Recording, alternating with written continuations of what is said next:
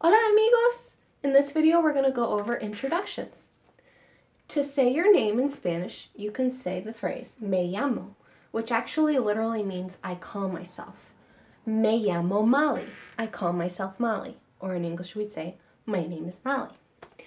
Now you might want to invite the other person to say their name. You can do that by continuing and saying y usted, which means and you, y usted. ¿Cómo se llama? What's your name is what we would say in English. ¿Cómo se llama? Literally it means, how do you call yourself? So that whole thing, me llamo Molly. ¿Y usted? ¿Cómo se llama? In English we'd say, my name is Molly, and you, what's your name? Now once you've been introduced to somebody and you know their name, you know what they call themselves, ¿cómo se llama? You can say, mucho gusto, nice to meet you. And as a response to mucho gusto, nice to meet you too, they might say back, mucho gusto, which is totally fine. Or you can say, el gusto es mío. The pleasure is mine. That's a very nice way to respond. El gusto es mío. Here's a pronunciation tip.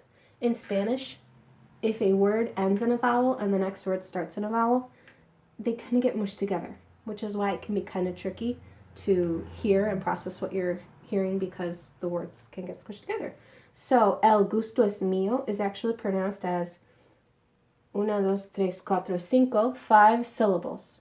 Okay, so it's pronounced el gusto es mío. El gusto es mío. This O and this E, lao, lae, together is pronounced almost like twice. El gusto es mío. El gusto es mío.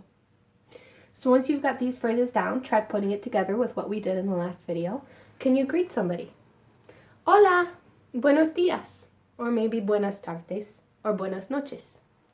Can you say your name and invite them to say theirs? That should be theirs, lo siento. So for example, me llamo Molly. ¿Y usted? ¿Cómo se llama? Then once they say their name, you could say mucho gusto.